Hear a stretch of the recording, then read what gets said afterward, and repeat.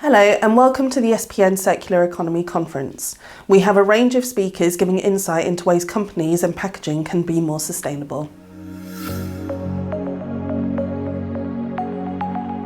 First, we will hear from Chris Viander, Marketing Manager at WestPak. Chris will be speaking about recyclable infrastructure versus packaging innovations. Hi, I'm Chris Viander, Marketing Manager at WestPak. We're a supplier of sustainable packaging to the UK's food service and grocery industries. And it's really good to be taking part here in Sustainable Packaging News' Circular Economy Conference. I wanted to highlight some issues around what I see as sometimes being two conflicting parts of the packaging industry's efforts to work more closely towards a circular economic model.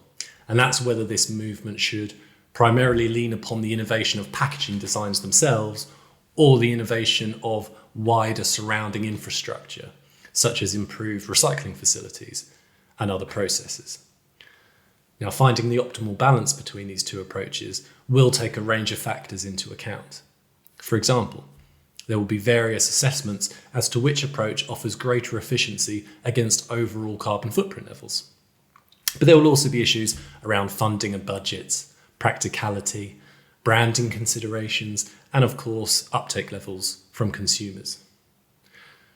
So if we look at recycling infrastructure to start with, if we look at some of the industry's flagship innovations and improvements in overall infrastructure, I think we can see a clear trend in recent years for grocery retailers to provide on-site recycling facilities for soft plastics and other hard-to-recycle plastic items. In many instances, the rollout of these facilities has actually been quite widespread across the UK. This seemed to offer a fantastic solution for problematic items such as crisp packets and soft vegetable wrapping that are notorious for falling off the circular sustainability model, as largely being single-use items. Furthermore, this solution has so far been free for consumers. However, there have been issues with the infrastructure behind some of these initiatives. There have been some concerns over the handling and transportation of soft plastics in some instances, once they've been deposited by consumers, as well as other concerns relating to how the underlying funding mechanism behind these schemes works. Another vital consideration will be how popular these supermarket soft plastic recycling facilities have actually proven to be. Now, due to how recently many of these facilities have been launched and then properly expanded across the country, it's probably a little bit too soon to be able to gain a fully accurate picture as to the success of their uptake with consumers. The Waste and Resources Action Programme, more commonly known as WRAP, provides a really useful overview of these facilities. It highlights that the aim is actually for supermarkets to provide such facilities primarily as a way of bridging the gap until such plastic items are routinely able to be collected by local authority household collections. And WRAP also acknowledged that these collection facilities provided by retailers could be more widespread, that they don't accept a fuller range of materials, and that they're currently underutilised. We can see that there are now a number of localised regions in the UK offering household collections of these types of plastics, but these services tend to be parts of trials at this stage, with potential expansion across the rest of the country still being quite a way into the future. And with that, of course, being dependent on the success of these initial trials themselves. Tying into these collection trials is what's known as the Flexible Plastic Fund, which is a £2.9 million pilot. But it could be argued, even though that seems like quite a large investment, for the scale of infrastructure needed, that may not actually be sufficient. So if we move on to looking at packaging innovations as opposed to infrastructure, well, thankfully the UK grocery and food service markets have actually provided a fairly consistent level of innovation in this respect. These packaging innovations have routinely been centred around what we all know as the 4 R's of sustainability, being reduction, reuse, recycling and repurposing.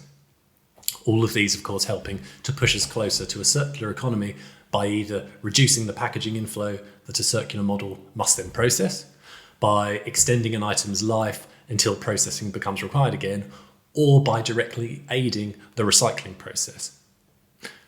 Now at WestPak, we've worked with quite a range of grocery retailers to bring some of these types of innovations to the grocery market. So it's a process we're very familiar with.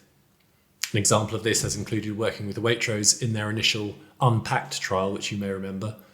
This moved fresh produce away from plastic punnets and towards more open, ventilated, card-based trays. We also worked with Co-op recently in their launch of paper-based herb sleeves that offered an easily recyclable alternative to traditional plastic sleeves. We also recently worked with Waitrose again in launching fully paper-based punnets for several of their kiwi ranges.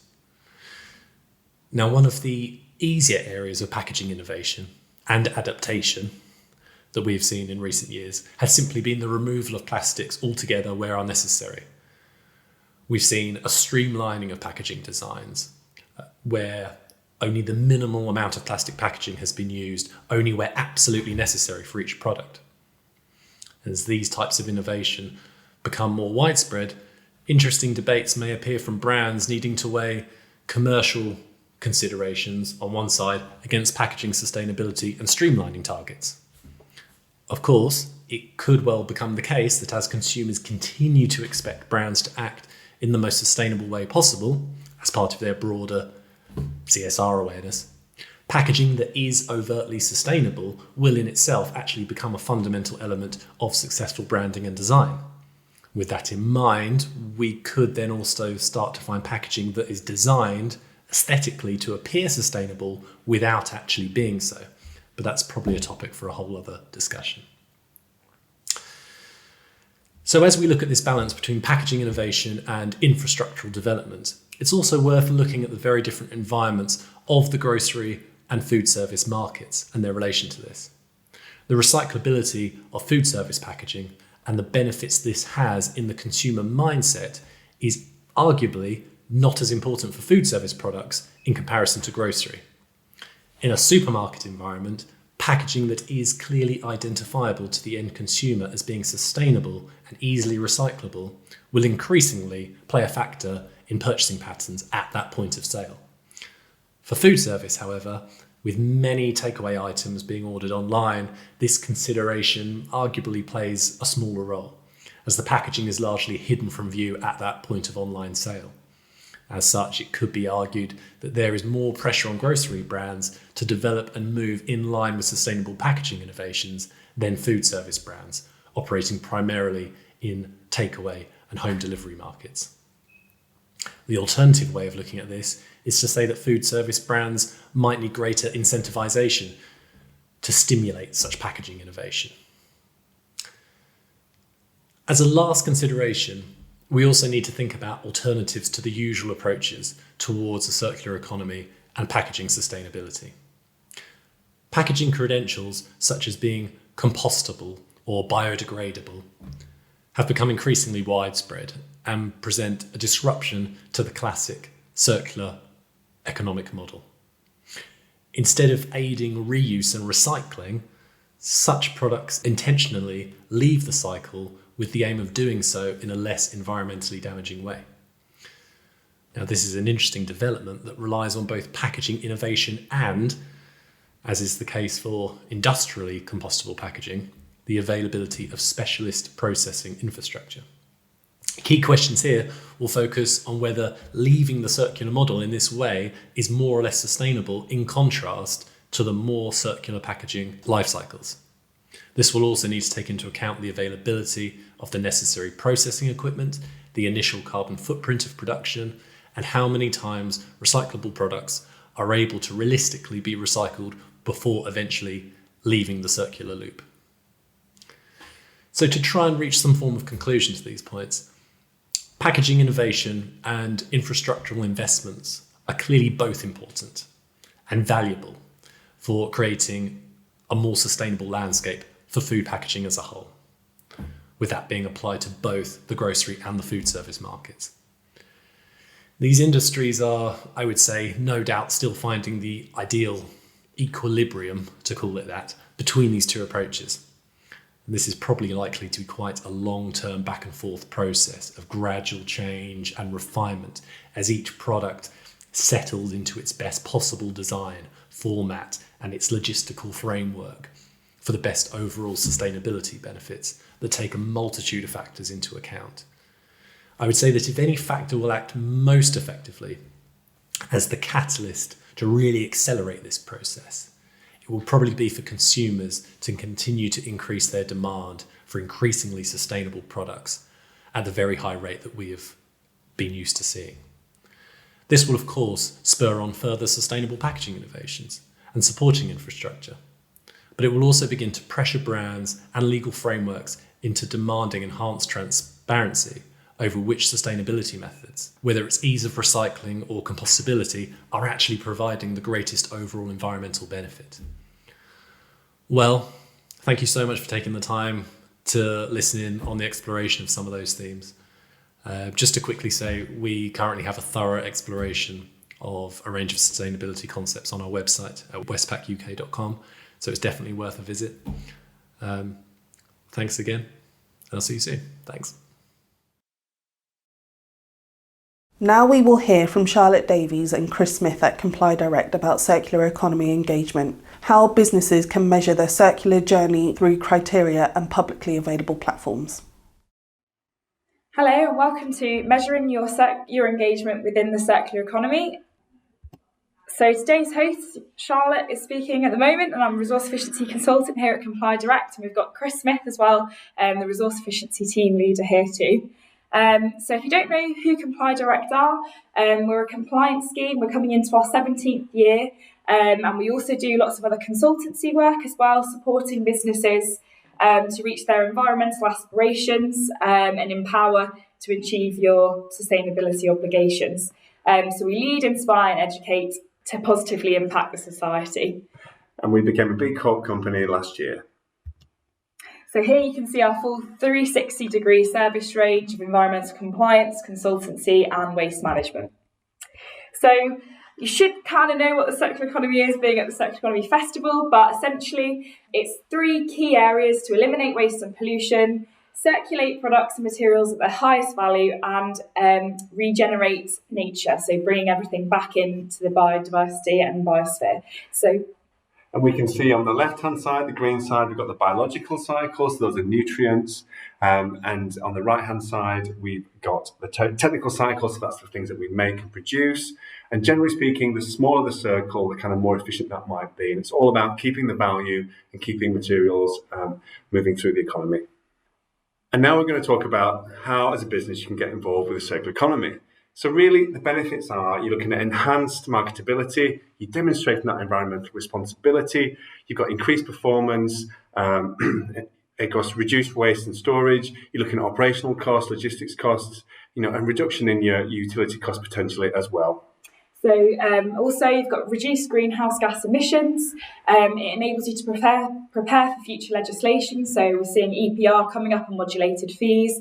It's a chance to motivate and engage your staff to show that commitment to carbon reduction, brand protection and reputation, building your reputation within the industry, and being socially responsible, meeting those expectations or exceeding expectations from investors, regulators, customers or employees. And then finally, having greater resilience and security within the growing issues of the supply chain. So, looking at UK commitments, obviously DEFRA introduced their 25-year environmental plan back in 2018 with a whole range of aspirations and goals, such as doubling resource productivity by 2050, eliminating avoidable plastic waste, and eliminating waste of all kinds by 2050. And within that, we've got the resource and waste strategy for England, so that's consistent recycling collections, the plastic packaging tax, extended producer responsibility, and then DRS, which we're seeing coming in over the next couple of years. And wider across the EU, we've got the European Green Deal, so substantiating green claims, incorporating bio-based compostable plastics within the regulations, and just making sure to reduce microplastic pollutions. There's a lot going on within the wider legislation and country politics.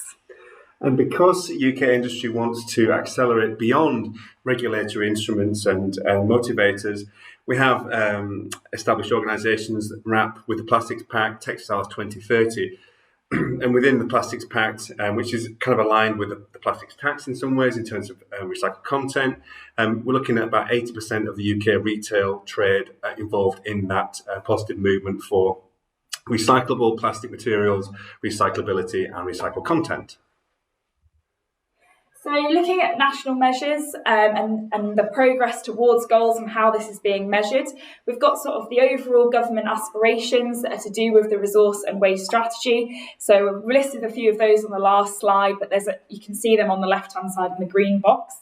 But really, we've only seen progression within those legally binding targets.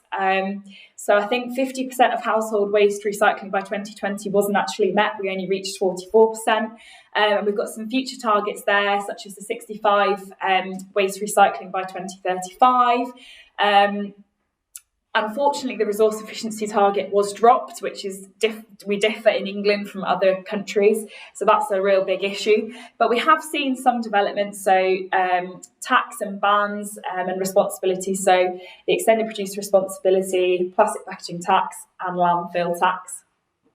So here's an example of the landfill tax, which has worked as a way of measuring our progression in the circular economy. It was introduced in 1996, and you can see from the graph here, the darker colour represents landfill, which has gone down since the tax was brought in, and obviously the cost was increased over time. And I think it was a 50% decrease since 2000 to 2013, so it's been highly effective. And the landfill tax, along with other instruments, EPR included, has been a really important movement in terms of getting our recycle rate, which in the early 2000s was less than 10%, up to where it is now, somewhere in the mid-40s. But of course, the challenge now is how to get up to 50, 60% and beyond. So in terms of getting started and engaging, we're kind of looking at this from two simple ways here. We've got the life cycle analysis and the carbon footprinting side of it. And here we're looking at your value chain, your manufacturing supply chain. Look at opportunities and hotspots to make efficiencies and save impact. So that's product and service development, looking at new production and consumption models, really with the aim of consuming less, making the whole system more efficient, looking at saving carbon, energy and materials, but of course, maintaining material value wherever possible. And another way you can assess your productivity in the circular economy is looking at the waste hierarchy. So obviously having the most favourable waste areas being reduced, reused, and looking down at the smaller areas of the hierarchy, which is disposable and recovery. So zero waste to landfill and a certification could really help you with that one. Optimising your waste and resource and looking back at your manufacturing methods. Ensuring that your products are designed for reuse, recyclability, and then just reviewing business to business and consumer relationships within that supply chain to really optimising waste processing and resources. And in terms of measuring, monitoring and reporting, there aren't any defined metrics of circularity, but there are lots of aspects a company can look at to measure. So we talk about decoupling, so that can happen at a nation level or a business level. Simple things like waste generation per capita, per employee, resource productivity and raw material procurement. So the efficiency of how we're using materials are also important things that can be measured. And I guess, again, percentage of products that are recyclable and are recycled. Looking at your water consumption and discharge can be an important aspect of the reaching the circular economy. Your renewable energy consumption, how much of that is used, estimated environmental savings, so that's really when you can look back at your carbon impact, carbon footprint, and then obviously looking at design and repairability and reusability of products. So it's an overall combination to achieve that measure, monitor and report. And in terms of this, again, referring back to the waste hierarchy, there's lots of things we can do about measuring how much you're removing, reducing, reusing, recycling, recovering, and of course, what might go to waste. So lots of things you can do there with established measuring metrics for that. So one that's publicly available is the Circulytics platform run by Ellen MacArthur Foundation, where it supports a company's transition regardless of the industry complexity or size. And it basically comes out with a score for enablers and outcomes. You can see there the scorecard to the right-hand side of the screen. And it uses industry benchmarks, so it's free to use. I think 1,250 businesses are already using it and measuring their circularity with this platform. And looking a bit alternatively, we've got CIEMAP, and that's really looking at working with government and industry, identifying opportunities throughout the product supply chain to deliver that reduction in industrial energy use. And they've got loads of really interesting projects. That website's really helpful to get the bigger picture of what's happening. And finally, of course, public opinion is positive, and it's really good to get kind of consumer engagement. So research done by CIEMAP, does say that the public are willing and able to engage. They really want, a resource-efficient future that protects the environment, the economy, and product quality. And of course, a lot of these are already popular. We're doing them already. We're recycling well. EPR is coming. And we really want those shared social values: fairness, trust, convenience, and autonomy. How can labels enable circular packaging? The packaging standards are changing. Elena Moran will share insight on how Avery Dennison supports brands with their shift towards circular packaging. Good afternoon. Thank you for joining this conference. My name is Elena Moran, and I'm a Director of Strategy and Sustainability in Avery Dennison Label and Packaging Material Division. We are a global material manufacturer of branding and information labeling solutions for a wide variety of industries, for consumer goods, for apparel, for food, logistics, and many others. My personal focus area is to ensure that we put sustainability at the core of everything we do. Today I'm going to discuss with you how we put labels on a circular journey. So let's begin. Let's begin by unpacking what circular packaging is. Pun intended. The definition for circular packaging is the one that is reused and is recycled at the end of life. To create a circular package, we need to reevaluate every stage of a standard product life cycle before and after it reaches a consumer. To make things more complex, every item on the package, such as cup or label, should be also part of the circular journey. The key steps of the package and of the label life cycle are closely interdependent. Circular packages and circular labels have the same journey, and decisions in each step are interlinked. There are 4 key product life cycle steps where we can draw close parallels between both packaging and the label: material selection, packaging design, packaging use, and recycling. Let's go in details for each of them. There are different drivers that influence decision-making on each step. To name a few, there are consumer preferences, CPG sustainability goals, recyclers' demands, and regulation. In the last year, regulation led to seismic shifts in packaging industry requirements. The recently published Packaging and Packaging Waste Regulation requirements sets definitions and targets for each step of product life cycle. There are targets for recycled content, targets on packaging design, targets on packaging reuse and refill, and finally there are targets on what percentage of packaging must be recycled. This is a very complex picture. So let's step into each step of the product life cycle while taking into account all those influences, and let's see the role of labels in each of them. So on material selection, the packaging designer is faced with a dilemma: to select a thinner product to reduce material usage, to select thicker material for more durable, reusable products, or to select recycled content to minimize virgin materials.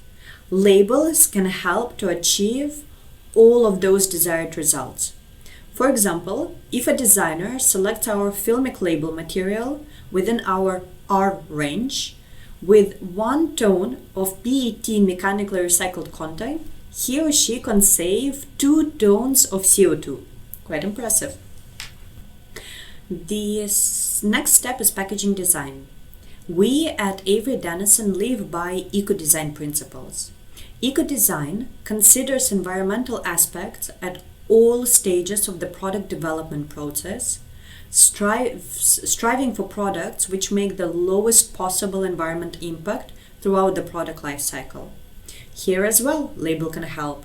Whether you want to select a monomaterial to enable recycling, or you want your label to stay on a package and to enable reuse. Let's move to the next stage. As part of the packaging design, brands need to decide what is the envisioned end life of the product. Labels can support that as well. For instance, AD Clean Flake adhesive technology is designed to help both PET and HDPE packaging to complete the recycling process. During PET recycling, for example, the adhesive deactivates to allow both label and adhesive to separate cleanly, leaving the plastic free of contamination.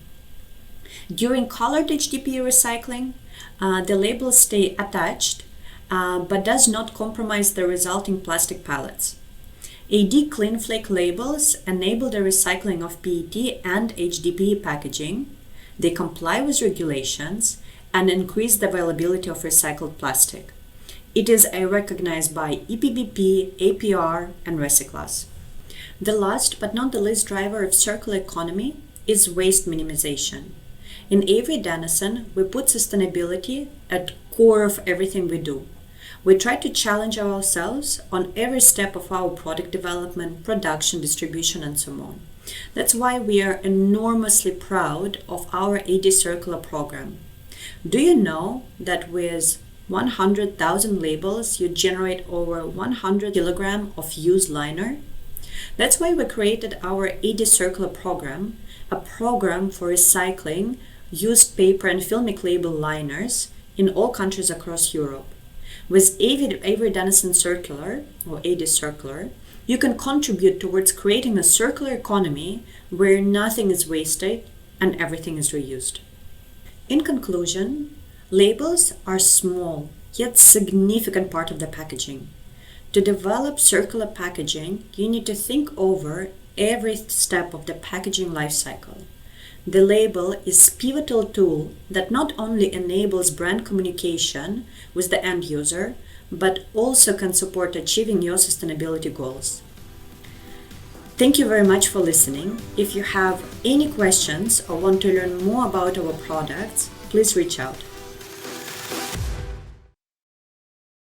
We welcome back Winnie Muelling from Carton, who will now share the results of a recent consumer study. Thank you very much to Sustainable Packaging News for inviting us to the Circular Economy Conference. We are going to introduce to you the results we have from a most recent consumer study we did in 5 European countries. The title of our presentation today is Rethinking Packaging, a Consumer Study. Carton, we are the European Association of Carton and Cardboard Manufacturers. We are representing about 95% of the European cardboard production and the carton converting industry. You will find more information on our website, www.procarton.com. In our consumer study, we were looking at 5,000 consumers in total in 5 different countries. These countries were UK, Spain, Italy, France, and Germany. One of the key questions we asked consumers, what is consumers keeping up at night? And the results were quite surprising. On the top 3 spots, we had the cost of living, the climate change, and warfare. So that is what we can clearly say, that the year 2022 will go in the history books as the year of inflation, extreme climate conditions, and warfare. Things that were still very high on the agenda last year, things like the pandemic, moved down the ranking to a place number 7. On the packaging side, of course, there is still a remaining concern on plastics in the ocean and the impact of plastics packaging. And then we were also asking consumers, who is in charge for our environment? A lot of discussion is ongoing on EU level, on legislation level. Consumers have a slightly different view. 92% of consumers clearly say it is in the responsibilities of the packaging producers and the brand owners to do help more for the environment. Only 8% would say that it is the requirement and the responsibility of the governments. So a very strong belief that the market forces are here to sort out the issues. And the concrete questions, what can companies, what can brand owners do to help the environment? Also here we had very clear answers. On number one spot mentioned was use more renewable materials, packaging material made from renewable raw materials, less man-made materials such as fossil-based plastic material, and also a wish to display the clear instructions on how to recycle the packaging. That was also, as number 3, mentioned by the consumers on how to help the environment. And consumers have a very clear perception, a very clear idea. Actions required to stop the climate change.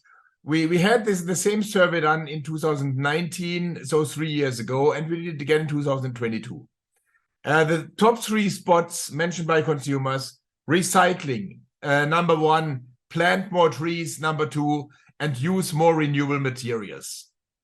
This is, in terms of the 3 top spots, the very same that we also had in 2019. So there was not very much change going on. Just slightly the order changed. Plant more trees was number 1 in 2019. It moved a bit down to second place. But consumers are very well aware of the positive impact of forests, of trees, and that it's very much our responsibility to protect forests and trees. There were a few more mentionings that we had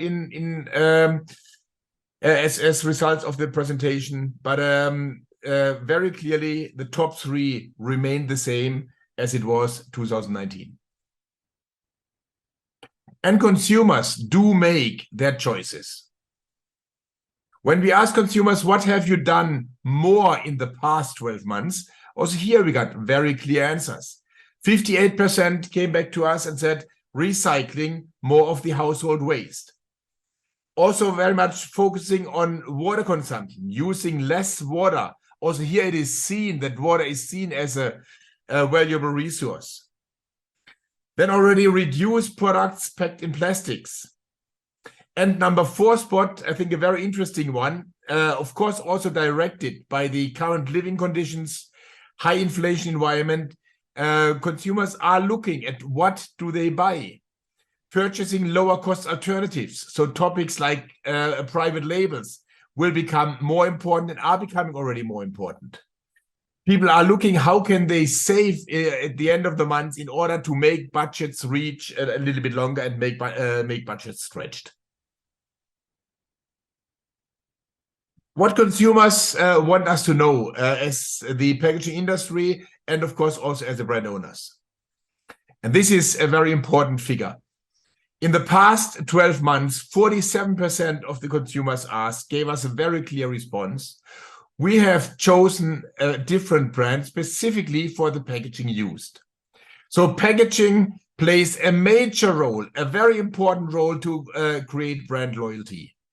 So this gives us a very clear signal that packaging plays a major role for creating brand loyalties.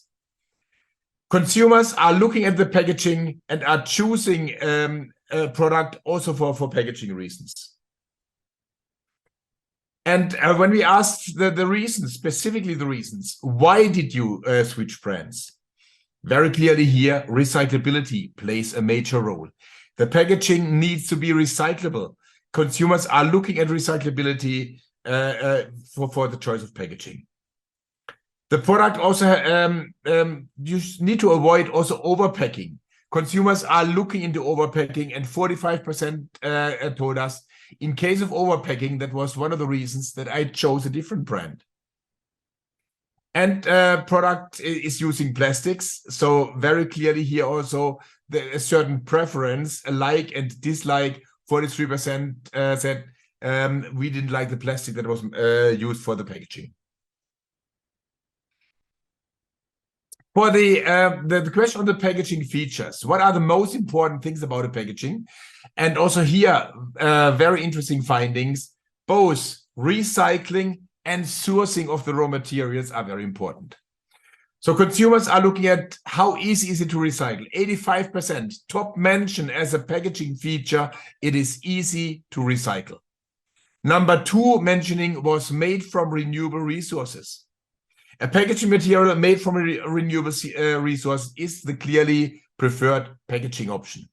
And of course, the number three mentioned was protecting the product. That is one of the key features also looked for consumers when it comes to the choice of packaging material. And do consumers have an idea about the recyclability of materials? And also here, we had, when we asked these questions, 77% of consumers clearly told us we know very well what kind of material is recyclable and what is not. And going now to the next level of the question, what do they trust most? And paper and carton board was mentioned, 82% that the packaging material would be recyclable. Number two in our survey was glass, and number three was corrugated cardboard. If we move down at the ranking, where are there doubts? Where are there uncertainties on the recyclability of packaging material? We can very clearly see that flexible plastics and also plastic coffee cups, that is where consumers get a bit uncertain. How can they be recycled or not? 47% was it in the case of flexible packaging material. Then the question on a preference. This question we also put out in 2019. And also here the answer was pretty clear. There is today a preference of 86% of carton packaging versus plastic packaging. This is another 5% increase compared to 2019. This is quite a significant additional increase. So consumers clearly have their preference, 86% carton board versus 14% plastics. And of course, the question, would you be willing to pay a little bit extra when it comes to sustainable packaging material? 72% gave us the clear answer. We are ready to pay a little bit extra for recyclable and a sustainable packaging material. You see here the different ranges, and it goes up to 20%, a very small part. But let's just take the top two levels. More than 50% of consumers would pay up to 10% more for a recyclable packaging material. Now, just a few comments on carton and carton board. Why do we believe that cartons are leading in circularity? Carton board comes with a recycling rate, a European-wide recycling rate of 82%. Consumers trust in efficient collection and recycling system for paper and carton board products. We made a study with the Technical University in Graz, looking at the resilience of the paper fibers. And it clearly showed that the fibers can be recycled more than 25 times. You will find all the details on our website if you're interested to learn more on the details of the study. So this makes us confident to clearly state that we are a leader in circularity. Carton board is the best case example when it comes to circularity, all the way from the raw materials to collection and to the recycling, which we do in our in the carton board mills. Sustainable forest management is also the core of our business. Sustainable forest management for different reasons. One, of course, for securing the raw material base of wood products. The second one, it is for securing biodiversity. And the third one, it is the forest as a mitigating impact against the negative impacts of climate change. One important element here is also the sourcing of local raw materials. More than 90% of the wood fibers we use are sourced from European forests. And European forests are growing. European forests are growing by about 1,500 football fields every day. And this is secured by harvesting less than what we plant in new trees. So if we harvest a tree, there will be 2 or 3 newly planted trees. Reduced emissions. We are every year or every 3 years, we are doing our surveys what's the carbon footprint of a folding box when you hold it in your hands. We will come out with our new studies as early as end of February and March. Follow our website here that you can see the latest results. It is very close to our heart to secure that reduced CO2 emissions will be happening over time. So we can clearly say that cartons are future ready, and cartons are future ready already today. Carton Board offers solutions to meet the ambitious targets of the EU Green Deal. In line with consumers' expectations, using renewable materials from sustainably managed forests, and all this built on a trusted and on a credible collection and recycling system. Please again, have a look at our website or feel free to contact me anytime. You will find my contact details also on the ProCarton website under About Us. I will be very happy to answer any more questions you might have. Thank you very much. Anna Eltner is the founder of Yangi and Loop Factory. She will be speaking about Yangi's innovation journey towards a more circular economy.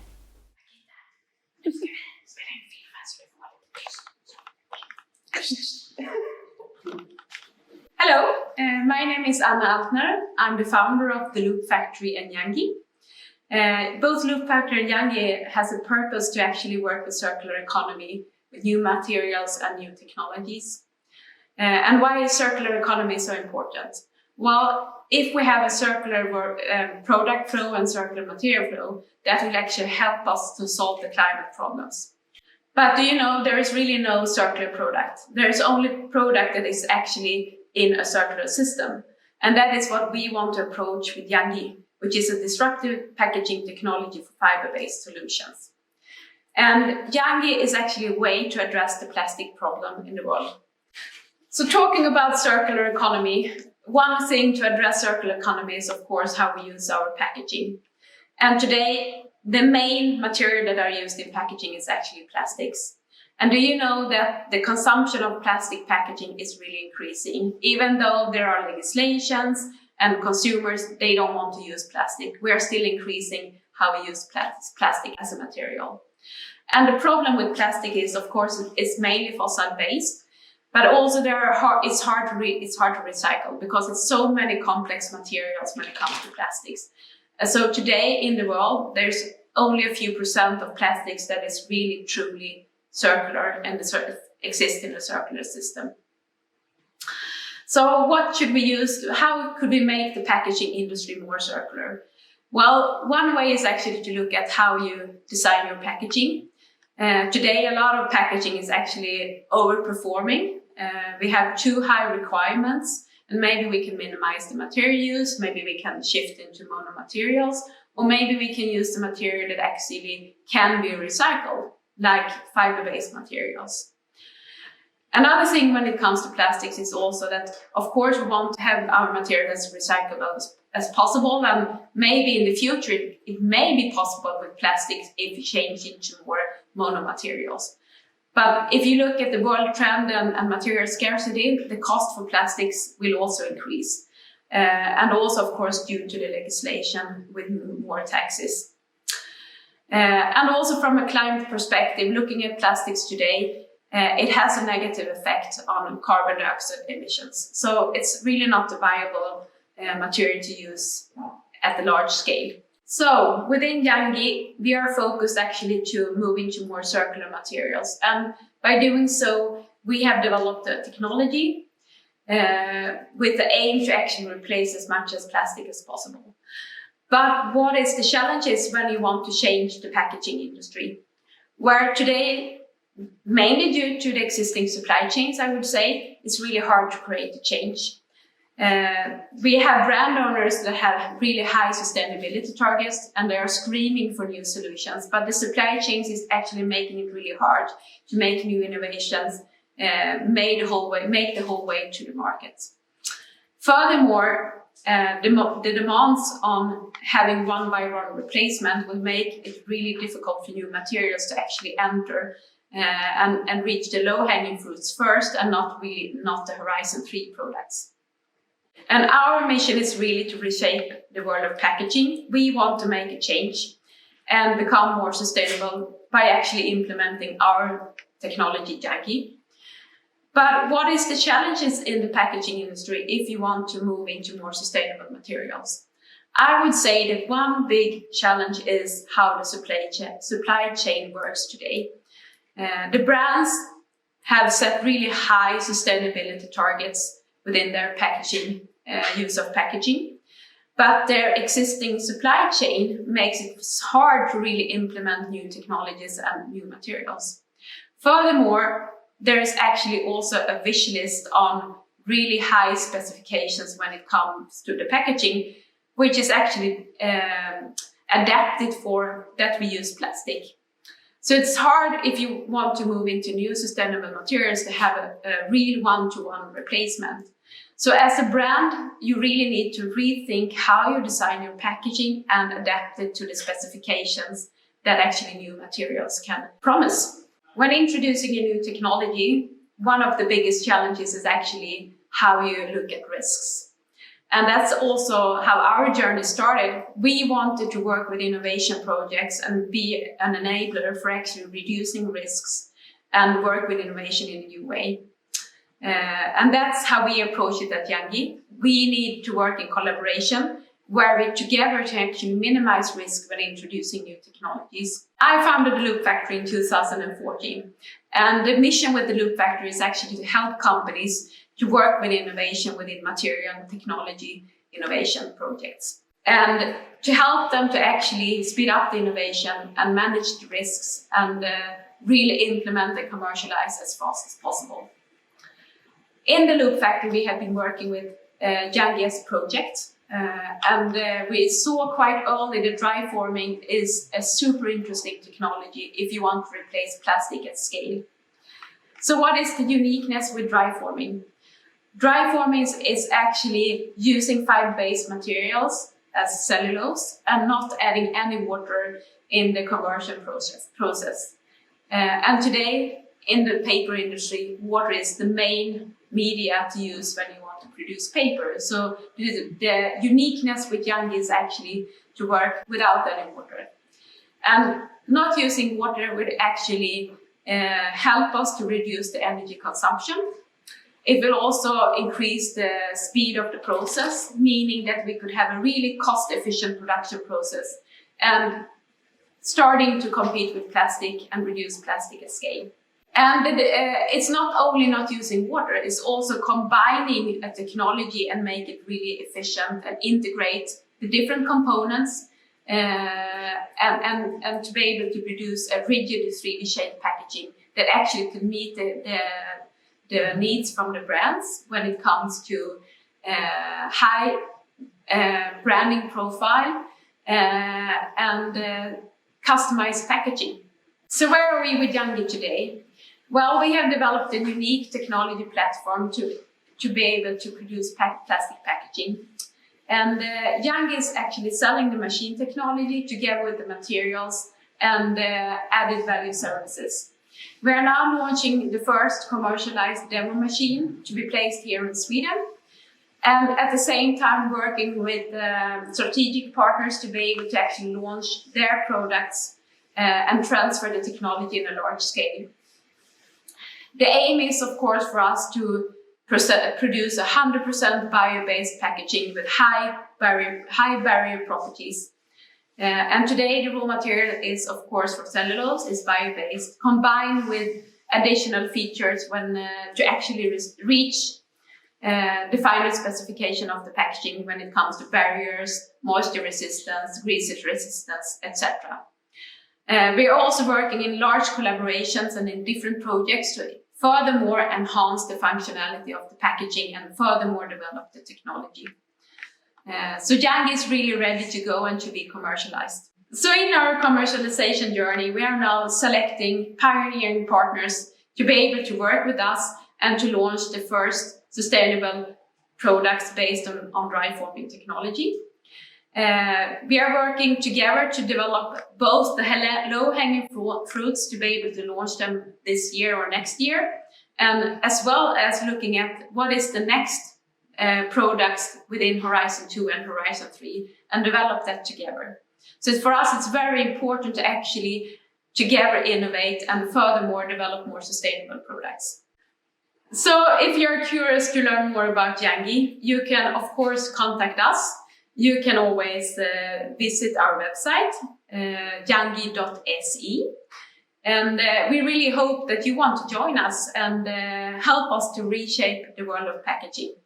Thank you for listening. Next, we will hear from Lorena Rodriguez from Aimplas. Her presentation will be about novel bio-based coatings for flexible packaging. Hello, my name is Lorena Rodriguez. I'm the head of the packaging group at Aimplas. And my presentation today, I would like to talk about novel coating solutions for the flexible packaging. In my presentation, first I will introduce Aimplas to later talk about the current European legislation and how this is affecting the flexible packaging.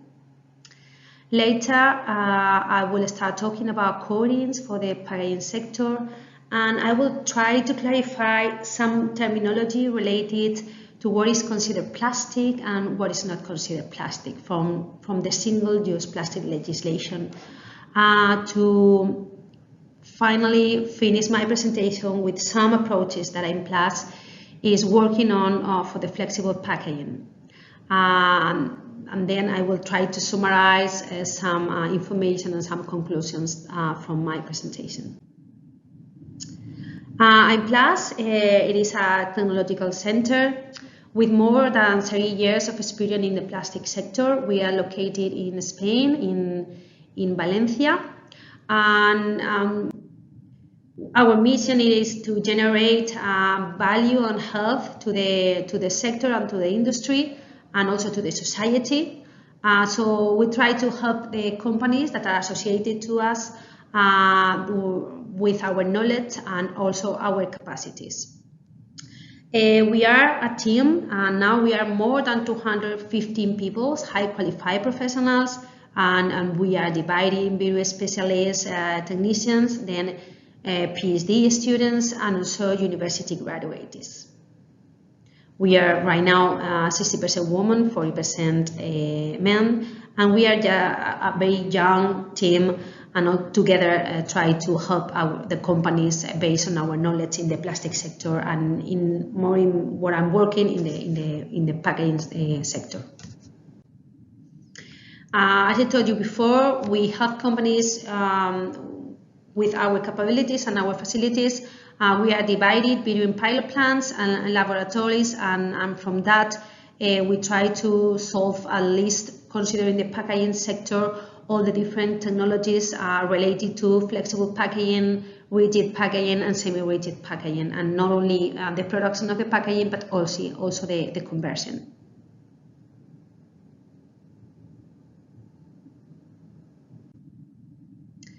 We are experts in the whole value chain of the plastic.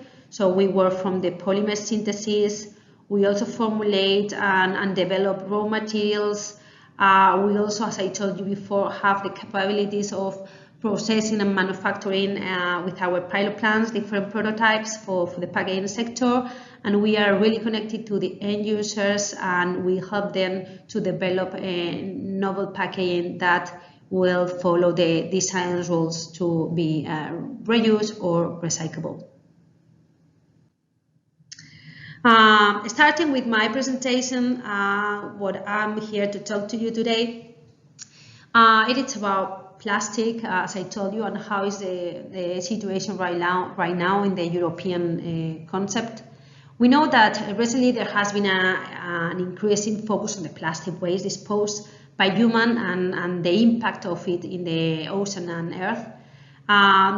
We know that there are plastic packaging, straw bottles, amongst other. It's a big source of landfill waste and is often eaten by the marine and land animal with a fatal result. So that's why we also know that plastic is not biodegradable in most of the cases, and this is creating a nightmare situation. We also know that Europe is leading an effort in the research and taking the first step to outlaw single-use plastic legislation. This is some pictures that help you to understand what's going on. We know that more than 80% of the marine litter is plastic. We know that plastic is accumulating in seas, ocean, and on beaches. And this is not a problem of the European, it's not a problem of a European level, but it's a worldwide problem. This was plastic residue and found in marine species, but the main question is why plastic are not convenient. Which is the problem? What are we doing with the plastic? Why is generating such a big problem when it is a very nice material that we can reuse and we can recycle? I mean, there are a lot of concerns about that, and it is something that altogether need to solve. So that's why finally we have this global crisis, and we are having a big issue also with this plastic issue. We also know that we are producing over 380 million tons of plastic every year, and more than 50% of this plastic is being designed for a single-use application. And so finally, we know what the single-use means. That is that something has been designed only for one use. That means that the shelf life of this product is going to be very short, and also for the packaging. So that's why they have considered to point out those packaging applications as an important problem to tackle with the legislation. We also know that there's this European action plan with some initiatives along the entire life cycle of products, and we know that these are targeting some products that to promote a circular economy process, encourage sustainability consumption, and also trying to aim to ensure that waste is preventing and other resources that are kept in the European economy for as long as possible. It also introduced the legislative and non-legislative measures targeting areas where action at the European level brings real added value. And this is the case for the single-use legislation, where some product has been selected as problematic, and so they cannot be made from plastic anymore. Other product has just need to be considered to be developed, considering alternative materials and trying to reduce the plastic on them. And this is the situation for cutlery and plates, fast food products, packaging, among others. And this is where Aimplas is trying to help with our knowledge, and basically we are trying to fight against some greenwashing strategies that are being following in the last years, trying to solve that problem, but not with real packaging solutions. Because at the end, we have a different alternative. We can decide to make our packaging recyclable. Sometimes it's easier, sometimes not, depending on the end of life or the shelf life of the product. Sorry. But then there is a big concern about: should I make it based on plastic? Should I make it based on biopolymers, compostable materials? Or maybe we can change it to paper. I mean, there is a big decision, and there is a lot of movement regarding these three materials. Sometimes it's not easy. Sometimes there is not just a unique solution for all the different products. But the big thing is trying to have realistic information or realistic data to help you to take that decisions. Because as I told you, there is not a unique material for all our needs. But which is really important, it is that if we are considering to reduce the packaging waste, we need to be focused in the packaging waste. It's not just the plastic waste. And this is what we are observing in the last years, is that we are reducing the waste, or we are just trying to reduce the plastic content in the final packaging. And this is a very big concern, because right now the situation of the recycles the recycle companies or the trying to focus more that the paper recycles is that they are finding a lot of plastic in their material they receive, and this is because we are throwing a lot of plastic now in the paper bin, and basically it's because we are trying to give the impression to our consumers that we are more sustainable by selecting materials that the properties they have are not the most convenient for the product that we are going to pack. And at the end, we need to use a plastic in the final packaging in order to get the final properties or to have the best performance, okay? And this is something that I just wanted to point out, and we consider that it's really important to have this objective data in order to take some decisions. And that's where the coating industry has an opportunity, because at the end, as I told you, there is not a material with that can or an alternative to plastic.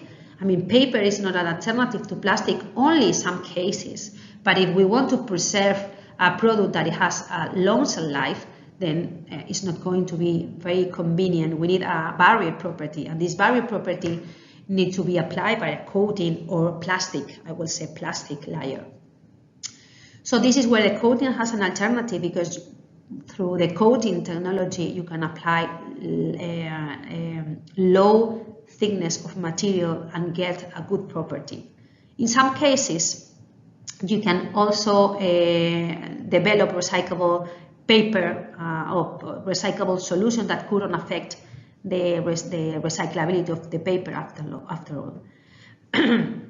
We can also work on some coatings that can be compostable, or at least coatings that cannot affect the compostability or the biodegradability of the final packaging. And then we can customize the barrier properties and depending on which are the needs of the final product that we are going to pack. But it is true that there is a limited solution on the market for the paper industry that could be compostable, that could be recyclable. So here you have some information about that. We have some coatings commercially available. Basically, they are based on PLA, clays, bio-based wax coating. But in most of the cases, they will affect the recyclability. And then if we are using them in a single-use packaging, then we need to add some information because they are considered plastic, okay? And so if we are trying to work in solutions that are not affecting or that they are not considered plastic, then we have limited solutions, and that's where Aimplas is trying to work in the last years. And what is really important, it is, I haven't mentioned yet, but I've been talking about considering the data as a important information to decide which is the material that I need to detect, or which are the things that I can do to improve my packaging. And this is basically is the life cycle assessment, where you have the impact of your material, if it's an impact related to the end of life, I mean, if nobody is recycling it, or if there is not possibility of recycling it because if it's a multi-layer packaging, or maybe because I'm working with a material that is coming from petrol-based, and so that will have an impact. There are a lot of things that we need to consider when we select or we decide to do a chain of materials. And the most important thing is trying to do this chain objectively. And for that, we have the LCA, the life cycle assessment, that could help us, okay? Another thing is, are all coating approved for packaging application? And this is quite interesting because, as I mentioned before, not all of them are. Considering the plastic legislation, the single-use plastic, try to avoid a plastic packaging solution as a coating alternative, and they are considered that a plastic is a material that is being obtained via polymer synthesis. So it is a material that is chemically modified. So that means that all the natural polymers that has not been chemical modified are not considered plastic. Okay, and this is where we have an alternative for proteins that can give a good oxygen barrier and grease resistance in dry product that will not work for all the kind of product. Then we also have lipids for water vapor, transmission rate, and improvement on barrier properties based on water, and they also give some water resistance. We also have cellulose as a water repellent solutions and need to be considered. We also have polysaccharides that also can give us, cellulose is a part of the polysaccharides that also can give us some barrier properties, and so there are alternatives that can be used for multi-layer packaging solutions based on, for example, a paper base. And these are the ones that we are trying to develop, fulfilling the single-use legislation. Those that are synthesized or that are chemical modified will not be approved for that solutions.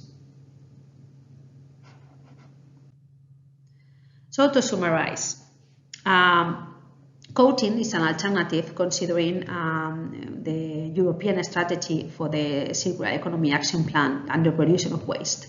Because as I told you, we apply a thinner layer of coating and we can apply and obtain a very good performance. Plastic and non-plastic coatings have an option, and it will be depending on the sector and it will be depending on how it would affect the recyclability of the final packaging.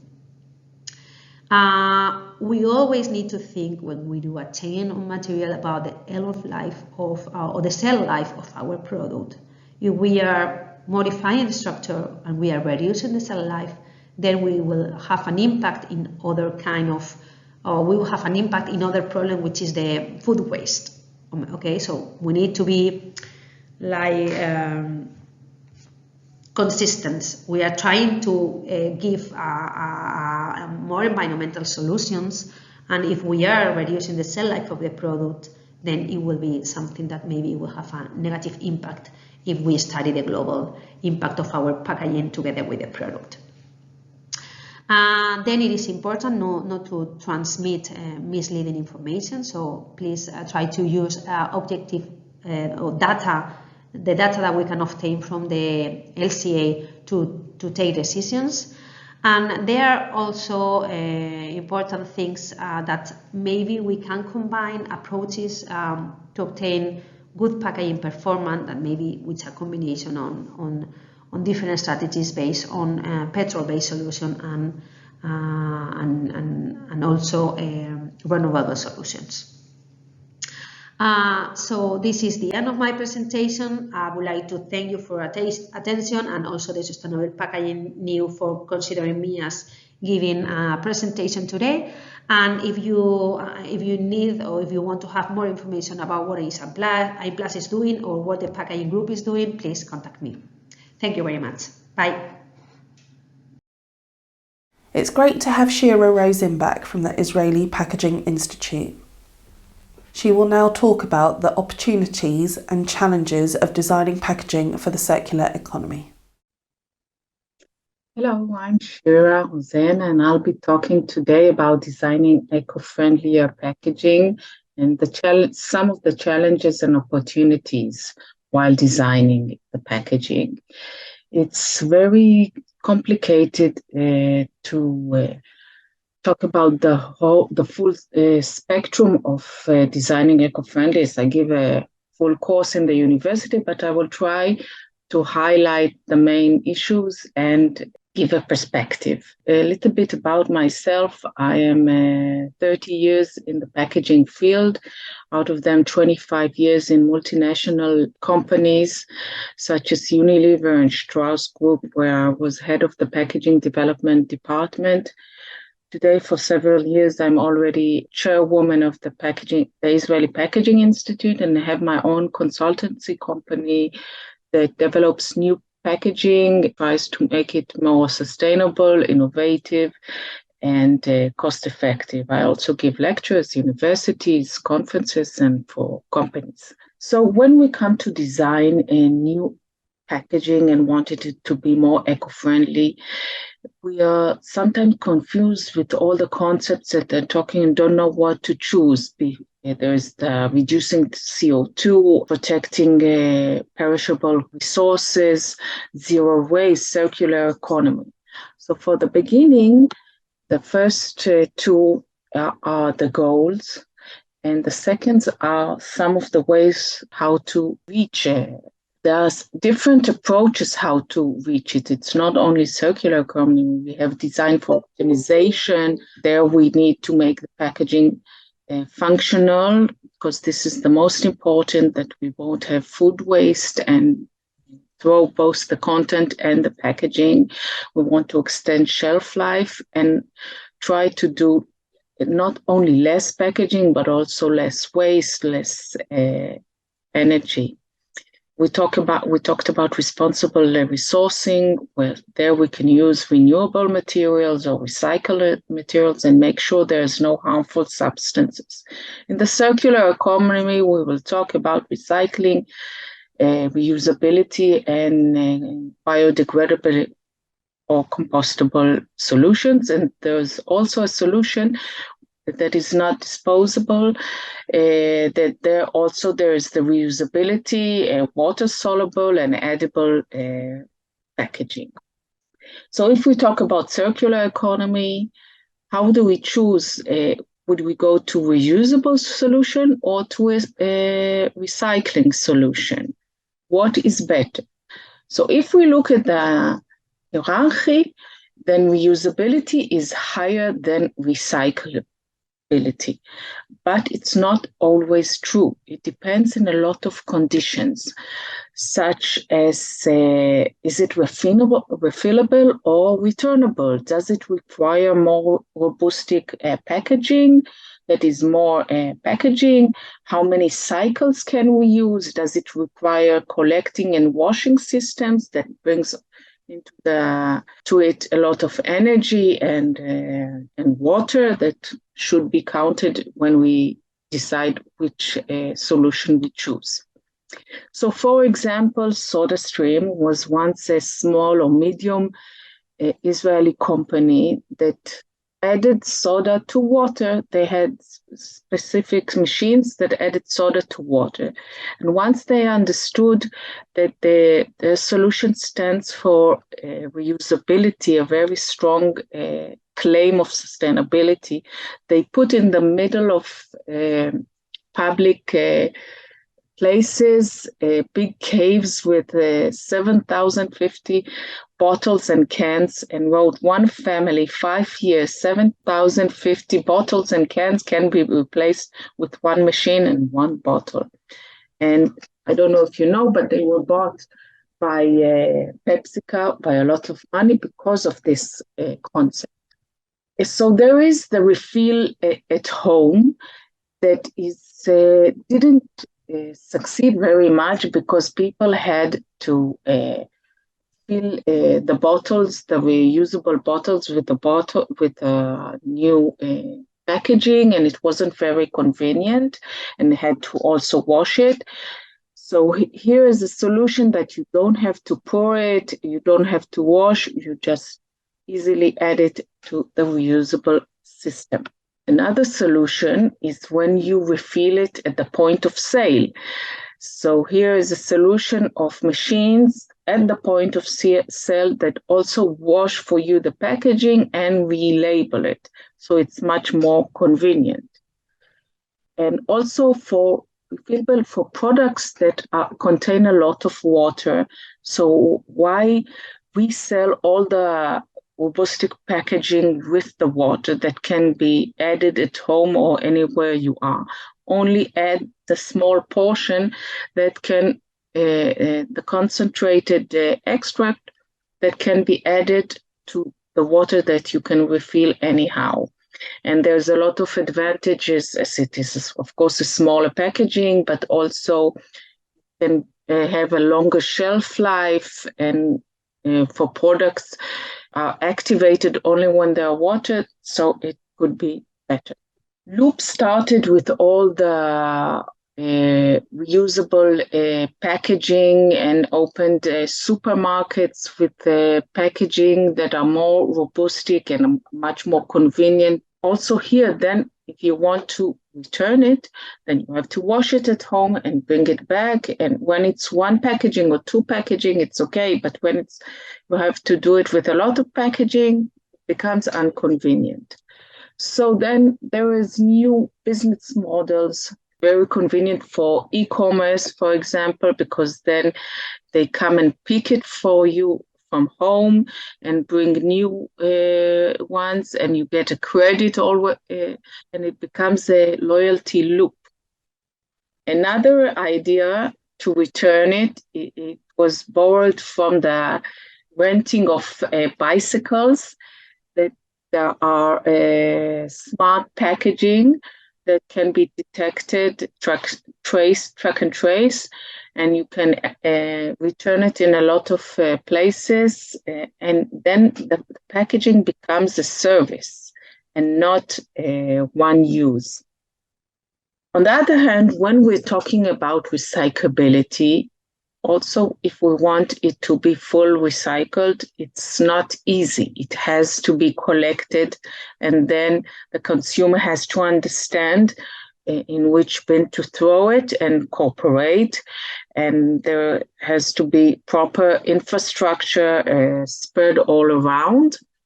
Then the sorting, which is the most complicated part, has to have the right sorting infrastructure and the right packaging fitted to be sorted.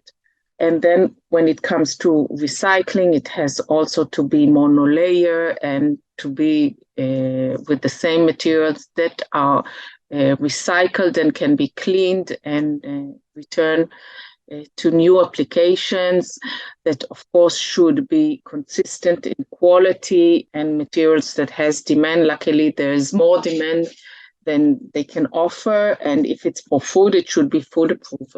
So not all of the packaging can be recycled. If we want it to be properly recycled, we have to have all the cooperation of all the stakeholders, the producer to design recyclable packaging, the consumer to put it in the right bin, and also pressure on the producer to buy more, to produce eco-friendlier packaging, the recycling systems to have the right infrastructure, and the regulation to help all of this happen. So there are the smart packaging that can help us do it better. If it's about understanding in which bin to do, then you can just read a QR code telling you all the required information. In some packaging, they already print this information. And if you don't read the instructions, then there can be smart bins that can recognize if the packaging is the right solution. If not, it will not let it in. It's AI-based recognition, so it divides it in the right stream, and it also has a field level control alerting when to come and empty the bin. Also in the sorting system, it's very hard. The most challenging thing is to recognize the material that the packaging is made of. So now Holy Grail is working already for a few worlds for smart packaging based on water print that recognizes the material by any cameras that can read what material, and you don't see it on packaging as it's watermarks. Another question is, do we go for a PET bottle or paper bottle that we sell in the market now, a lot of solutions. So on one side, PET bottles are can be fully recycled, full circularity, bottle to bottle. So it's very eco-friendly. But if it has a sleeve, then it's a problem because usually the sleeve is not the same material as the bottle. And then in the near infrared, in the sorting, it will recognize it as PVC or PETG, which is not what we want. And also we don't want the print to mix with the transparency of the PET. So we see solutions without any decoration, only engraving on the bottle. Sometimes it's not so easy to put all the regulations required. Then we see solutions of perforation on the sleeve, but then we are dependent on the customer to take it off after the usage and put it in the bin. And then there is the solution of only partial cover of the sleeve, where then the PET can be recognized by the near infrared if it's less than 70%. And then the material, because we don't want it to mix, is based on polyolefins, where the density is lower than 1 and it will float in the washing bath, while PET is higher than 1 and will sink. On the other hand, we have the paper bottles, and paper is a very eco-friendly material because it's renewable resources. If it comes from renewable forests, it's also recyclable and compostable. But the problem with paper is that it doesn't have the properties required for containing liquids, and if required a barrier for gases, then or sealing, then paper is not the solution. So we see a lot of solution that combine it with plastic, and then it's a combination, but it's less plastic. That plastic is not a renewable material. So the best solution is coming from waste, because renewable materials sometimes come instead of food. So why not use waste for packaging? And we see a lot of solutions in the market that are produced from waste, not only from renewable materials. And a sample for that is WCycle, that is producing packaging from waste. And they combine their secret sauce that gives the required properties for the pulp to be resistant to liquids, to oil, and to gases, and is food grade. So you don't need to add the plastic. Another question is, what is better, to have bigger packaging? For example, on the left, we see 200 grams, or small portions. Also depends how you use the product. If you're a heavy user, then big packaging is a good solution. But if you are like me, that I only drink cappuccino, then black coffee is very sensitive to oxygen and to humidity. Then I hold it only for visitors that come. Then the small portion is better. And then less is more, or more is less, is depend on how you use the product.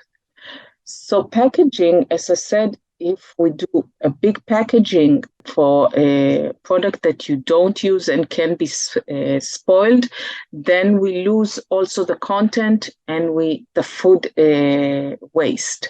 So there's always this thought of what is better, more packaging or more food waste, and we have to understand the consequences. Another nice idea is how a more robust packaging, but less waste stays in the packaging. So also here is another less that we're talking about. So we see designing an eco-friendly packaging is complicated. You have to put inside a lot of thought and understanding. And if you are a big company, so you can design all the solutions, for example, PET bottles with less colors and floating decoration, or bottles that are from renewable materials, or paper bottles, or recycled materials. Also, cans can be recycled. If it's glass, it can be reused in certain circumstances, like restaurants or pubs, and also even an ice bottle that can be melted and disappear. Also, Nike, for example, they walk the talk. They wanted to show how the shoe is flexible, and they did a smaller packaging and showed how maximum flexibility the shoe has, and also a nice idea how to show Nike Air. Other solutions is from recycled material, or Puma did the clever little bag that has less packaging, and afterwards you have a reusable bag with their brand on it. So there's a lot of opportunities in designing new ideas. So there are a lot of opportunities through the packaging journey, from the stage of designing what raw material and the design of the materials, and there how to design and optimize and make sure it is proper for all the functionality and the shelf life that you require. Then the manufacturer, where you optimize the weight and the waste and the energy that you put inside. The logistic, how you optimize all the space, and also here there's a lot of waste and energy if you don't design it properly. And there's options of track and trace, smart packaging that we mentioned before. Afterwards, the packaging use, and here the customer experience and his awareness and what he does with the packaging afterwards, and end of life that we talked about, all the options about recycling, reusability, compostability, and even non-disposable. So when we decide, we have to take into account the content need, if it's sensible to gases, and design the properties of the packaging accordingly.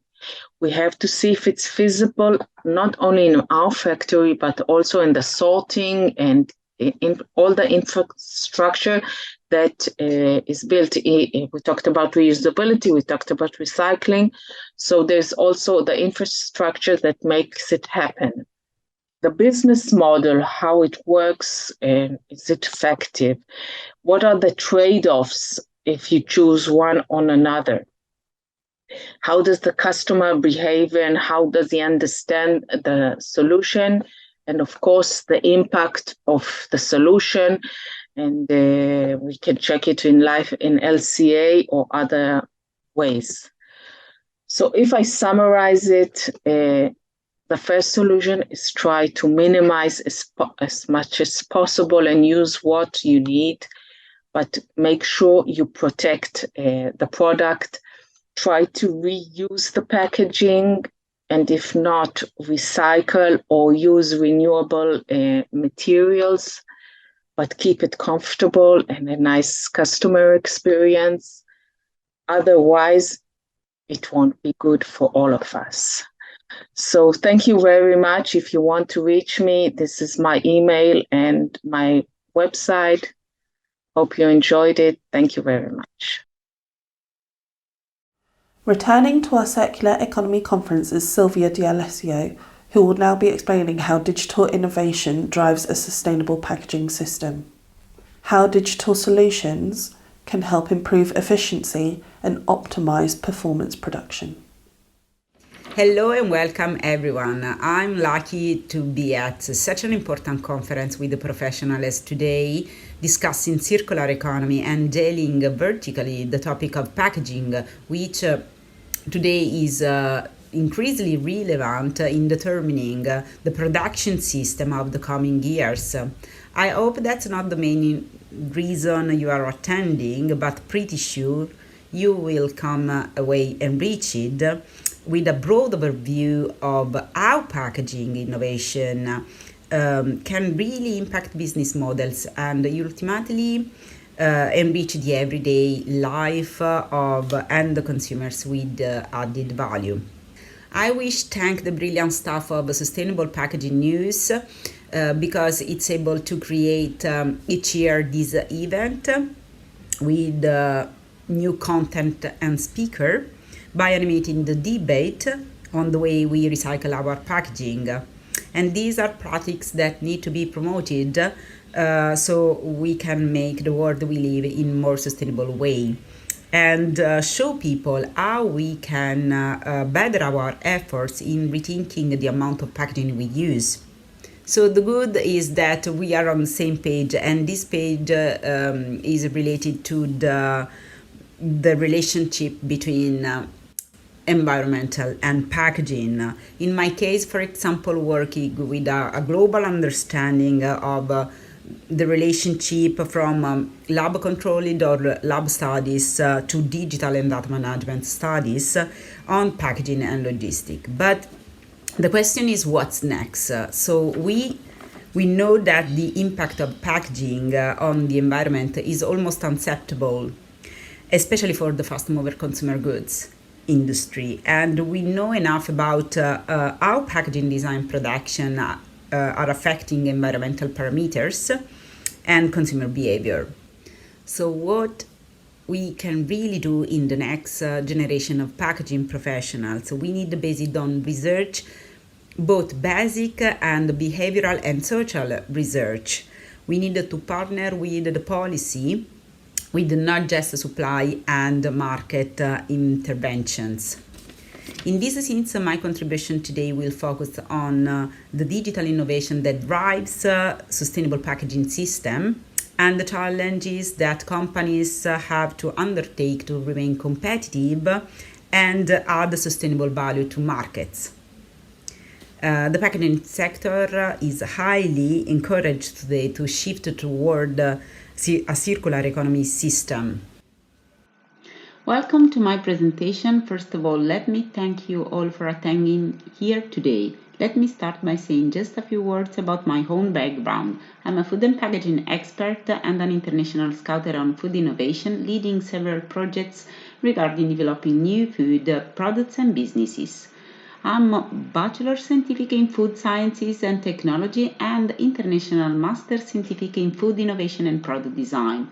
Currently, I can count on several collaborations, including research projects and scientific direction for digital food ecosystem and food tech European events. I'm also assistant professor at the University of Milan in the Department of Nutrition and Environment and professor of future studies and brand packaging design at NABAN in Milan in Italy. As you can see on the screen, our topic today is digital innovation that drives a sustainable packaging system. In particular, innovation in food packaging aims to optimize efficiency and performance while minimizing resource and packaged product wastage. Then, the relevance of the sustainability to the packaging sector begins to become an urgent and concrete aspect to be taken care of in packaging design. In this session, it will be observed how the packaging firms are being regenerative through digital innovation applied to operations, enhancing their business strategy in the circular economy paradigm. Examples such as data to action, digital transformation, and industrial automatization, EOT and AR in packaging equipment manufacturers represent the next challenges for smart packaging solutions.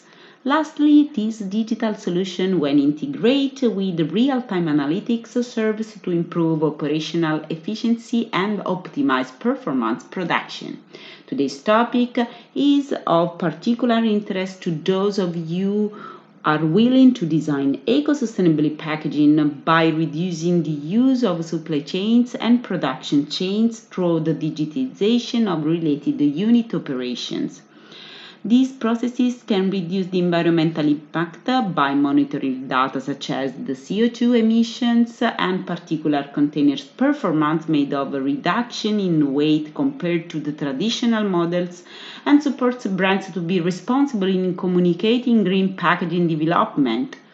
What I intend to do is describe to you the major challenges that food packaging must tackle in the near future in order to enter the virtuous loop of a circular bioeconomy. I've divided my presentation into these three main parts. First is an overview of digital food ecosystem, emphasizing the importance of making an ecosystem to holistically design packaging in the food sector. And the second point is the IT value within packaging sustainability. And at the end, we will see some business case. Suppose your company lost a percentage of its customer based over, for example, 3-month period because a competitor introduced a new product with some new, more sustainable feature. How would you respond to this situation? Well, digital food ecosystem is actively contributes to the digital transformation of the food industrial system to achieve several benefits. According to new studies, in every industry to spread the new digital technologies and rise of new disruptive threats are transforming business models and processes. We can see how digital forces are reshaping domains of strategy such as customers, competition, data, innovation, and value. In fact, the digital food ecosystem is a partner lead of IT consultation services, and the aim of this partnership is to provide the food industrial system with a specific and distinctive innovation capacity, tools, and technology. To illustrate this, let's have a closer look at the framework used to work in that direction. The solution offered to respond to the challenges and specific needs of companies in relation to business methodologies and technologies. On the one hand, it is necessary to be able to project implementation choices on long-term scenarios, such as a circular model, as this conference is discussing today. On the other hand, it is necessary to identify the actions of one's firms, so the one's own operation, based on the reality of each company. As you can see here, among the pillars of Industry 4.0 are the creation of a networked system covering the entire value chain and the coverage of IT and OT technologies into a digital, let's say, called Unicom, impacting business operations at different levels. And let me quickly explain the graphs of the data to action approach. It means the implementation of equipment and solution for monitoring chemicals, physical and microbiological parameters of productions, and the IoT architecture for collecting data and informing along the production chain. The production chain, just a quick remember, from the processing of raw material to the distribution to the consumer, which actually is the main steps that packaging have to take along. And also the implementation of algorithmic transformation software components for returning useful information for monitoring both the production process and the decision-making pathway. Let's think about these with reference to, for example, the transparency required by the traceability of packaging along the, let's the example of agri-food chain. So in brief, the data-driven component is a strategic lever of innovation according to all international standards, also when applied, for example, to the facilitation of plastic packaging recycling activities. As previously discussed, here are summarized the main steps in digitalization potentially to be applied in the different industry sectors. However, in the case of packaging, or better food packaging, for example, the AI can enhance and enable circular economy innovation across industries in three main ways. We design circular products, components, and materials such as empower cycles of technical materials and the looping of products requirements, or, for example, analyze quickly a significant amount of data about the structure and properties of the new launch. Also operate circular business models as an asset sharing and product as a services, making existing circular products successful with the linear ones, or for example, creates the potential to cut inventory levers. At the end, optimize a circular infrastructure. That means improve sorting of mixed material streams through visual recognition techniques and robots and sensor. The solution is illustrated here is a kind of prototype developed by my students for a local design organization. It is a container that helps plastic collection and its revaluation at the territorial level in an example of a city. I would like to stress the participation of nanotechnology laboratories that develop nanosensor and microchips suitable for collecting this type of information, such as color code of plastic or weight of these, in order to optimize the disposal of plastic and ensure a high quality of waste. This type of monitoring also serves to ensure good food safety, for example, performance, when the weight in grams of the packaging material is reduced. This also reinforces the definition of ecosystem described above in terms of laboratory and tailor-made solution to industrial and research problems, and demonstration for online monitoring and how to prototype by electronics and microfluid device, for example. This brings me to the end of my first point. Before I move on, I wanted to draw attention to the new Packaging and Packaging Waste Directive as a part of the Europe Action Plan presented at the end of November 2022 as a suggestion for a Europe-wide packaging regulation. This is supposed to create a new order for reshaping the European packaging market, primarily through regulations covering design for recycling. Europe has dealt with the packaging issues since December 1994 through legislation.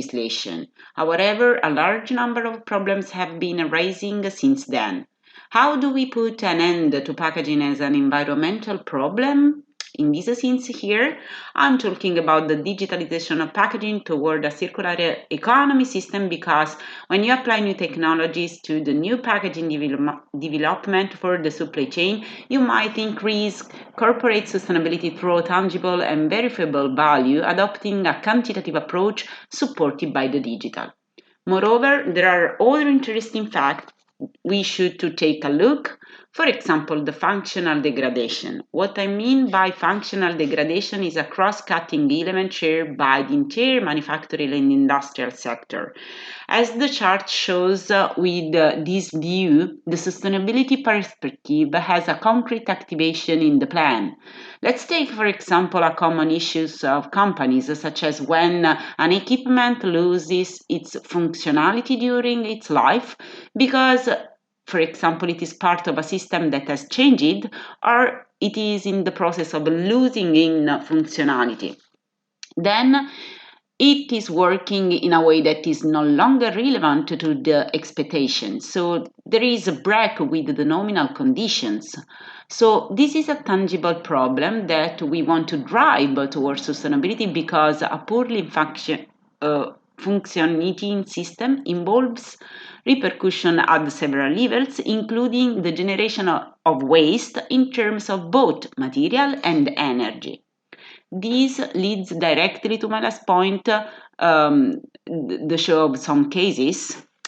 This first case illustrates that researchers show that experiments to assess the use of near spectroscopy, near-infrared spectroscopy, measure the quality and the stability of a new food packaging material when compared to the traditional composition, for instance, type of polypropylene or paper.